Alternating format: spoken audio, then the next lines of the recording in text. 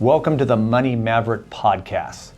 Are you tired or irritated with all the voices out there when it comes to what to do with your money, how to make more money, how to protect your money, how to break through a financial ceiling, from all the experts and gurus on TV, radio, news articles, books, you name it? It could get very confusing. Well, what if you could listen to a podcast with guests that can really make a difference and give you clarity on what to do with your money, how to protect it, how to make your life better? Because making money and becoming wealthy is not just about money. It's also about life and balance and harmony and good positive energy. We encourage you to follow us on the Money Maverick Podcast so we can provide more resources, bring in better and better guests, and just keep the momentum going. When it comes to money, traditional advice doesn't work very well. It's taking the back road, so to speak, and getting advice from people who have been there and can teach you how to obtain a level of financial independence and confidence and knowledge that makes sense to you as you're going through your journey and learning how to become a maverick. We encourage you to follow us again at the Money Maverick Podcast. Enjoy the show. I'm so excited to have our Maverick guest today, Mr. Tony Child. I would not be here if it weren't for you, Tony. You've had such an incredible influence on my life the last couple of years. And any introduction of you doesn't do justice. I don't even know where to start, except you're probably, in my opinion, the most influential person, maybe that I know of, that nobody else has heard of. And I give that, I attribute that to your humility and your ability to want to serve people and do well. So thank you so much for coming on the show today. Yeah, excited to be here. We're going to get right into it. And you have a really fascinating story, and your background is phenomenal. Before we get into some of the questions and some of the things I'd like you to portray to people, but tell us a little bit of your background and your story and your journey.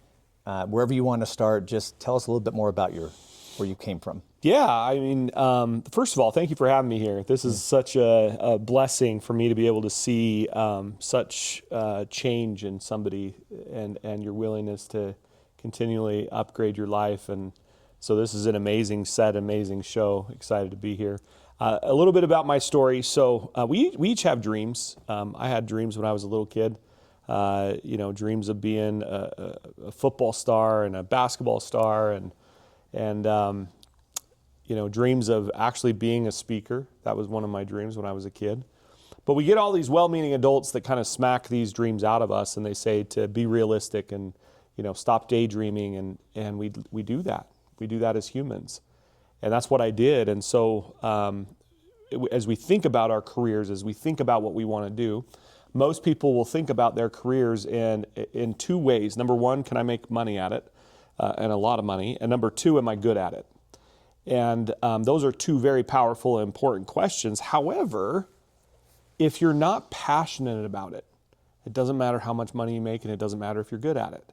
You got to be passionate about it. And a lot of individuals, they go at life with, okay, can I be good at that and can I make money at it? Instead of, is this your passion? Is this your, in essence, calling of life? So I knew very early in my life that I wanted to be an influence. I wanted to be an influence for good.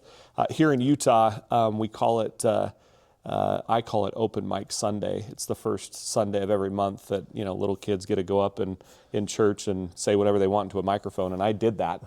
I found very early on that I loved speaking and I loved influencing. And as I would go to mentors and as I would go to teachers, when I was in school, high school, junior high school, even college, they're like, you can't make any money at that. And so I quickly just let it die. And what I was good at, but I had no passion, and I still am good at it, is math. And so all of my teachers were like, hey, you should do something with your math skills. So I did. I spent 15 years in banking. And while I was in banking, there were moments where I would tap in to that calling. And those moments were when I'd have the opportunity to present in front of a large group of managers or a large group of bankers. And I feel that thing come up of like, hey, you're supposed to be doing this more than that. And but I didn't know how to do it. And there was one event that the bank had sent me to. It was based on the book The Happiness Advantage by Sean Aker. And it's all about positive psychology. It was based out of Harvard. And I went to this workshop. I sat in the back row, sat next to my boss. And the instructor got up and said, if you change the way you see things, the things you see will change. Now, I didn't realize that she was actually quoting Dr. Wayne Dyer, but I laughed out loud and I said to, I think my boss sitting next to me, that's the stupidest thing I've ever heard. And asked if I could leave. You're gone. You're out of there. And was threatened that if I did, I wouldn't have a job. So I stayed. But I stayed begrudgingly. I had my arms folded and I was really crusty and I can't believe that I'm here. I'm positive. What are you all going to teach me about positivity, you know? And within 20 minutes, I was leaning in. Within an hour, I was hook, line, and sinker into positive psychology and the power that the mind can hold in our results. And that we don't have to live a measured life. We don't have to live an incremental life. Incremental is I have to have A and B to get to C. And I have to have A, B, and C to get to E and F and M and Z. Like we live in this measured, I have to have in order to get. And what if you didn't have to have and you could get? That's all here. And the ones that we look out in the world today, the Elon Musks and the Sarah Blakeleys and the Oprah Winfreys, the people that we look to are like, they're absolutely crazy. They're the ones that are actually crazy enough to think that they can change the world, and they are. And so what would happen if we were to adopt a similar mindset? Not a similar skill set, but a similar mindset. And so once I attended that workshop, I knew that my life was forever changed. So I started hiring the very best in the world to coach me and teach me. I went to John Maxwell.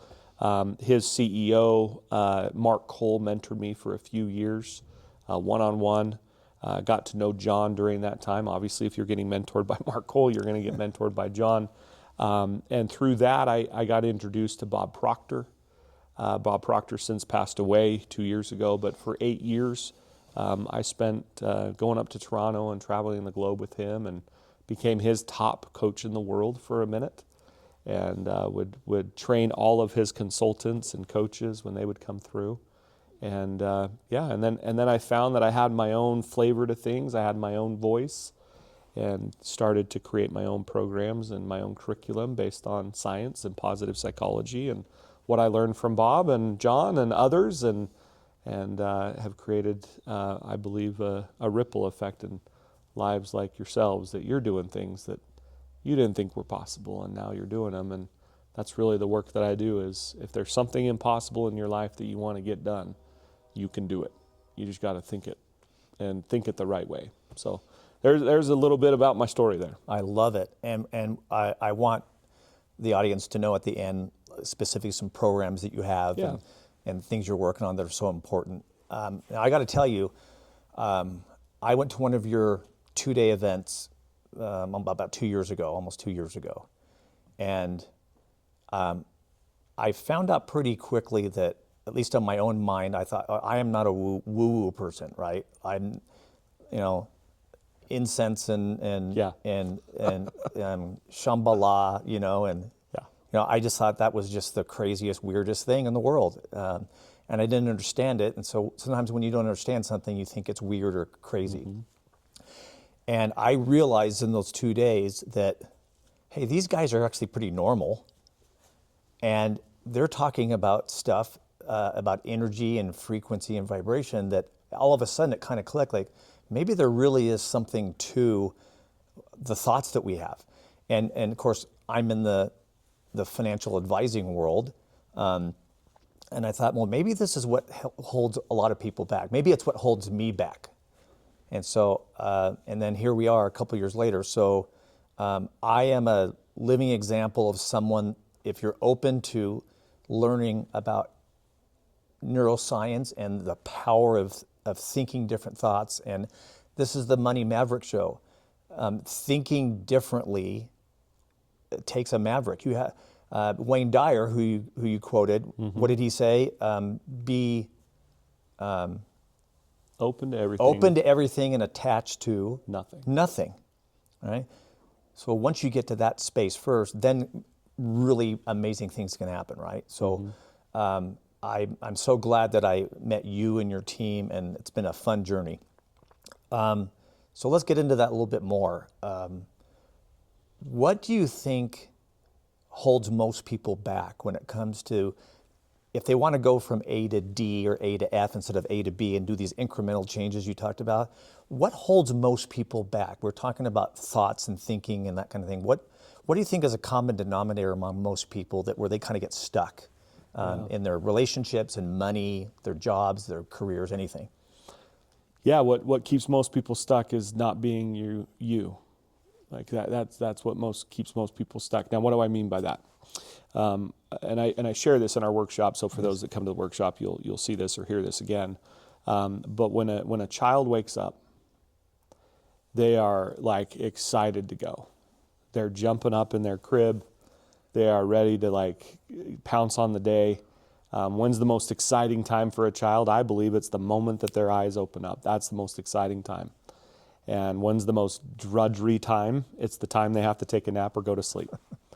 And it's like death to a child that you got to put them to bed. And because there's life to live. And it's like, come on, people, let's go. We got things to do. We got people to see. We got toys to play with. Like, come on. And they're so focused and they're so dialed in. And then if you flip the scales and you were to ask an adult, when is the most excruciating time of the day for most adults? It's the moment they wake up. And it usually comes with an audible, oh. And then they got to get up and they go about their day. And if you think about what the most exciting time of the day for an adult is, it's when they go to bed. I mean, what changed? What changed from the time that we were a little child till today where those scales flipped, where we stopped waking up to live and we just started waking up to exist? So what does happen? So what happens is we started making decisions for everyone else. And the first decision that a person gets to make of the day, usually, is the time they get to go to bed.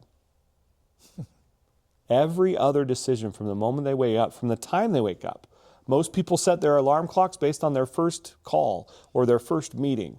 And so they're setting their time that they wake up based on somebody else's agenda. And then the fact that they get in the shower, you don't have to shower today, but you get in the shower so you don't stink. Because you don't want to make it to where other people will think, well, why do you stink so bad? And when you go to your closet and you're going to put your clothes on, you're looking at all your clothes and you're making decisions based on who am I going to see today? By the way, one of the reasons why I wear this to my interviews is because I want people to know that this is me. I'm not showing up to impress anyone. Right. I want to show up because this was the decision when I looked in my closet and I said, what do I want to wear today? I wasn't thinking, well, what podcast am I going to be on today? I just said, what do I want to wear today? And most people will never make that decision. They'll make it based on, well, I better show up in a shirt and tie, and I better show up in my sports coat because I want to look good so that people will look at me good. And it's just this fake, masked story that people live all day long. From the food that they eat, to the interactions that they have, to their kids playing sports. Their kid has to now have this huge, life that they have to live because the parent wants everyone to think that their kid is amazing and best at everything. And now the pressure's put on that kid. And now that kid starts not being himself or herself. And it's just this vicious cycle that continues to move. And we develop these ingrained habits along the way of starting to act that way instead of as a little child. You start developing these habits of pleasing other people and not being yourself and like I said, kind of being fake, even unconsciously. So I just want your listeners or yourself to think about how tired do you get playing somebody else's life? Because that's the fatigue today. The reason why people are exhausted is not because they got 15 million things they got to do. It's because they got 15 million other things that other people need them to do or want them to do. And if they don't do it, they'll feel out of alignment based on somebody else. So true. So good. Yeah. Wow. And that's a very pervasive thing. It's probably most people. Yeah. And this is why your training is so valuable, So what's the remedy? What's the solution? What are the process steps of having somebody kind of correct that? So the first step is you got to be aware of it. The reason why I share the story the way that I do, the reason why I share this idea of like waking up, is because most people can relate with that. It's like, man, I wake up exhausted and I just went to sleep and I'm already exhausted thinking about the day and thinking about all the stuff that I got to do. So Bob Proctor said something really, really powerful to me. There's only 3 or 4 quotes I share of him, but these are ones that are ingrained because he said them so much. Over 8 years that I was with him, this is the number one that he said. Tony, you'll never be able to break out of a prison if you don't know you're in one. So you ask, like, what's the first step? It's to realize, oh my heavens, I'm in my prison. Why can't I do that? What is it that I've thought about that says that I can't make that quantum leap? When I was in the bank, I didn't realize I was living a lot of this way. I was living a lot of these principles because I was getting jobs at the bank that I was not supposed to get. You were supposed to have X years of banking experience and X years certification and X years education and X years of, and I didn't have any of it. And I was getting these huge jobs because, quite frankly, I just wanted the job. And so I would look at I'd look at the job description and it would have the prerequisites and I'd just ignore them. And I'd apply for the job anyway. And I'd get interviewed and people would fall in love with my contagious energy and they're like, you got the job. And I was like, you don't need to know that I don't have any of that stuff that you put on your prerequisites? Nope, they don't. And I got to a point in the bank, and for those that are at the bank, sorry, not sorry, but there was a point in the bank where I was hiring people with way more qualifications than I had. And I was hiring them to be managers. And I remember one time my recruiter came to me and said, hey, do you want me to sift through all those resumes and take out all the ones that don't qualify? And my answer was no, I want all of them because my best managers, the best producers were the ones that looked at that prerequisite and said, I can do that job without that because they had the right this. I can teach banking. I didn't think at the point, now I know I can, I didn't think I could teach this. Now I know I can teach this. So That's the power. What does that say about how we place so much importance on titles and labels? Can you comment on that? The people that have the titles behind them, like what can we learn from that? You know what? Sometimes though, I need a title. Yeah. I want to see that there's an MD behind my doctor. Yes. If there's not an MD behind my doctor, it's like I don't want you operating on me. Okay. So sometimes these titles and they matter. They matter. Captain in an airplane. I want my captain to be a captain. Yeah. I don't want some Joe that's saying, I think I can fly this plane. Let me try. You're not flying my plane. Okay. So there are very important times where titles matter, but we give way too much credence to titles. And I'm not trying to beat down anybody that has all these letters and titles, right. But at the end of the day, it doesn't matter what other people think of me. What matters most is what do I think of me. And I've had people I do have degrees and I do have certifications. But if you think about it, like I speak on stages all across the world. Do you know how many people have actually asked me, hey, Tony, what are your degrees in? Nobody. No one. No one. Why? Because when I speak with authority. I speak with confidence. I don't speak with intrepidation. I know what I know. And I don't care if somebody comes up to me and is like, I don't think that. It's like, I'm open, teach me, but I'm very secure in what I teach because it's changed my life and it's changed thousands of lives around the world. That's so great. Let's pivot a little bit into, you and I co-created a course on money. We call it, it's the mindset of money. It's called the foundation of money. Yeah, Money Relearned. Money Relearned. And I had such a fun time getting your inspiration on helping us, create that. So let's take the power of our thoughts and thinking and knowing that we're enough and it's important to be ourselves, to be me, right? Let's pivot into money a little bit. Kind of a two-part question. What mindsets or false beliefs or false paradigms are kind of there that holds people back financially? Mm-hmm. And what are some solutions that you've seen work on? So kind of a two-part question there. Yeah, so first of all, we have to understand that 93 to 97% of our life is subconscious. Only 3 to 7% of our life is conscious awareness. So like when you got in your car this morning, you didn't think to yourself, okay, I need to move my foot from the gas pedal to the brake pedal, and I got to push ever so slightly so I don't jerk the car. And then when I get to the edge of my driveway, I got to put it from reverse into drive, and then I got to take my foot off the brake pedal and put it on gas. You didn't think any of those things. In fact, most people get from point A to point B, and when they get to point B, they had no idea how they got to point B. It's like, holy cow, how did I get here? Why? Because auto drive kicked in. 97% of your life is auto drive. And so the question is, where did all the auto drive come from? Where did all of these automatic behaviors and automatic thoughts and automatic beliefs, where did they come from? Just another brief example of this, and then we'll get into the money of it. But, if I asked you what pant leg did you put on first this morning, each one knows kind of like, well, which one did I put on? Did I put on the right? Did I put on the left? Did I put on both? And until I ask you the question, most people, they have no idea what pant leg they put in first this morning. And the question is, where did that come from? Why that leg? And if you trace it all the way back, it's traced to your mom and your dad that's the leg they put on first when they put on your pants. When you were 2 years old, when you were 3 years old, they put that leg on. And then when you could put on your own pants and they put the pant legs in front of you, and you by chance put up the opposite leg, they'd smack it down and they'd say, no, other leg. and that from that time forward, you have been a left legger or a right legger your whole life, unless you've had a need to switch it, meaning you've had a surgery on a knee or an injury and you had to switch it. Other than that, you are your parents' habit there.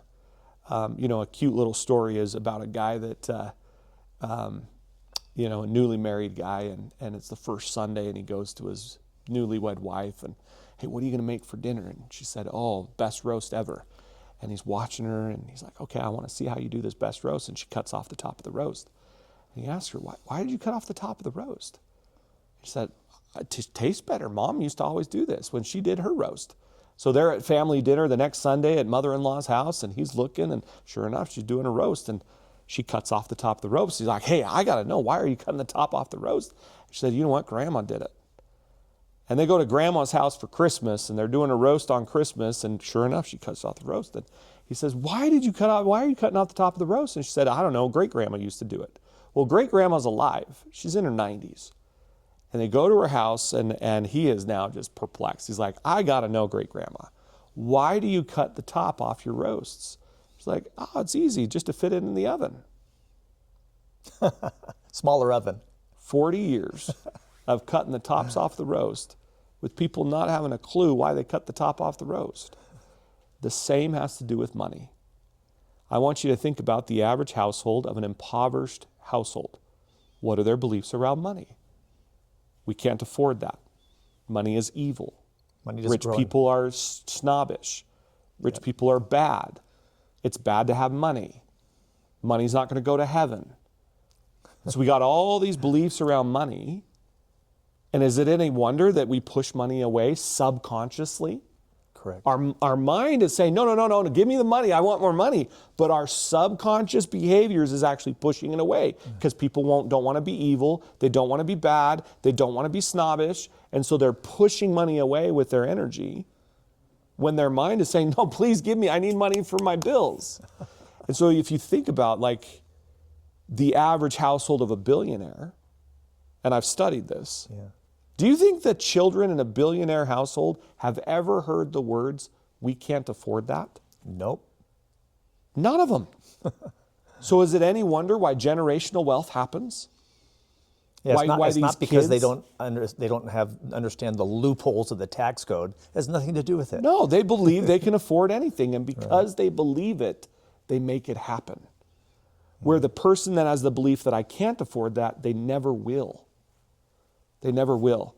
And so a couple of cues that your listeners, and they'll learn this in the Money Relearn course, but a couple of the cues might be, when you're going into the restaurant and you're looking at the menu, do you look at the menu from left to right or right to left? Meaning the right side is all the prices. The left is the actual thing. See, most people, they'll read the menu from right to left, meaning they'll look at all the prices, they'll find their price range, and then they'll choose what they want in the price range. And it's like, well, why not just choose what you want? It's so interesting. So interesting. That's fascinating. Yeah. But it's pre-programmed. Like these people, this programming is not theirs. It's their parents and their grandparents and their great-grandparents. And they do these things habitually, and they have these belief patterns that are not theirs. And it takes a podcast like this to say, wake up. So let's go right into that. So we have the Maverick Tip of the week. And so let's go right into the segue from what you just said to what is some advice you can give the audience on what can they do about that? We have this pre-programming going on, what's a really great idea that somebody can engage with right now to kind of overcome that? So 2 things. Number 1, stop comparing. Comparing is the thief of joy. And when you talk about titles, like I've worked with some of the very best in the world now. Some of the very best entrepreneurs, like NFL athletes, Olympians. I've worked with some actors and actresses. I've worked with some of the very best, and guess what? They're human just like you, just like me. And what we do is we do this ranking that says they're up here and I'm down here, and I'll never get up there. And when you look at life this way, then you'll never get up there. The key to life is start to balance the scales where it's this. I just got to be me. I just got to show up as me today.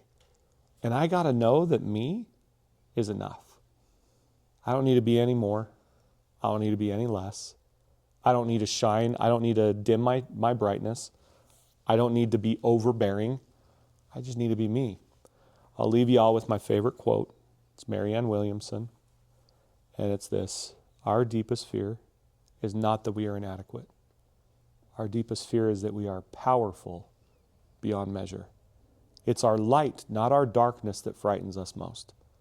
We ask ourselves, who am I to be brilliant, gorgeous, talented, fabulous? Actually, who are you not to be?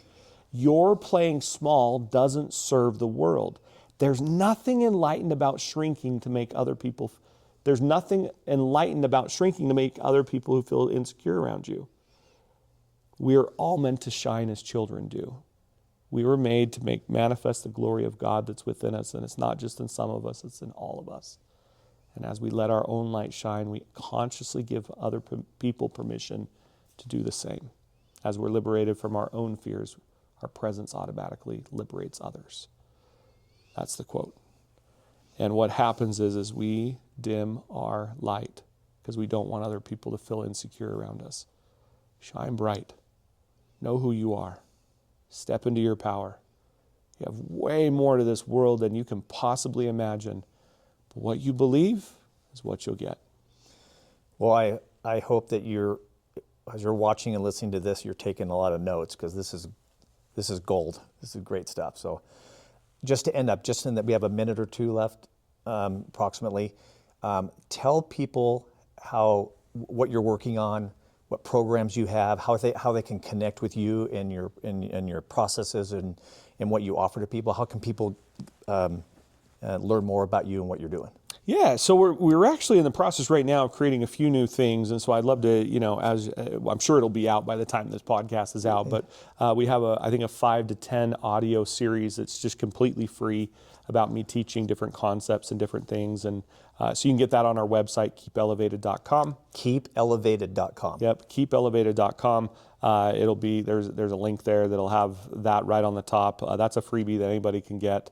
And then we do events all the time. We're doing one here in a few weeks called Pivot Point. That's the event that you came to. We haven't run it since I think you're the last time we ran it. Yeah. And so we're running one here in a couple of weeks, and we'll run them all through 2026. And just reach out. Follow me on Instagram.